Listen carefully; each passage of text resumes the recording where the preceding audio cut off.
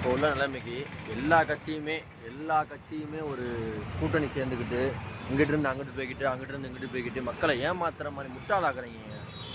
பார்க்குற அந்த வீடியோ பார்க்குற எல்லாருமே ஒரு 500 பேராக பார்த்தாலும் சரி, 1000 பேர் பார்த்தாலும் சரி, இந்த வீடியோ வந்து நீ எவ்வளோ பேர் பார்த்தாலும் சரி, பார்க்குறவங்கள பூரா முட்டாளாக்குறது தான் அந்த திமுக அதிமுக நினச்சிட்டு இருக்காங்க.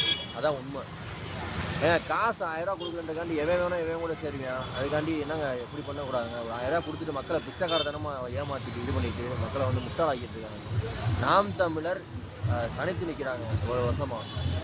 அவர் காசு வாங்குறாரு, அது வேற செயல்பாடு எப்படி இருக்குது. தளபதி தனித்து நிற்கிறாரு. இந்த 2 பேர்லையும் மக்கள் நம்புகிறாங்க. அவ்வளோதான். இது பிஜேபி இது திமுக அதிமுகலாம் மக்களை முட்டாளாக்க தான் பார்க்குறாங்க. 2 கட்சிக்குமே வாக்களிக்காதுங்க. நல்லது சொல்கிறேன். உங்கள் மனசுக்கு எது படுன்னு பார்த்து சீமானுக்கு ஓட்டு போட்டாலும் சரி, சீமான் அண்ணனுக்கு ஓட்டு போட்டாலும் சரி, தளபதி அவர்கள் ஃபேன்ஸை தளபதி நான் ஓட்டு போடுவேன். சீமானெலாம் திட்டாதீங்க, சண்டை போடாங்க. இவங்க 2 பேர் ஒரு வழிபாட்டில் இருக்காங்க, ஒரு கோட்பாட்டில் தான் இருக்காங்க, மாறல. சீமானை வந்து அவரோட வாக்குகள் புரின்றதுக்காண்டி கொஞ்சம் கோவப்படுற பேசுவார் அப்பப்போ. ஆனால் அவர் நல்ல மனுஷன். அப்படின்னு பார்க்கும்போது தளபதி நல்ல மனுஷன் தான். 2 பேருக்கு ஓட்டு போடுங்க மக்களே, அவங்க செஞ்சு கேட்டுக்கிறேன்.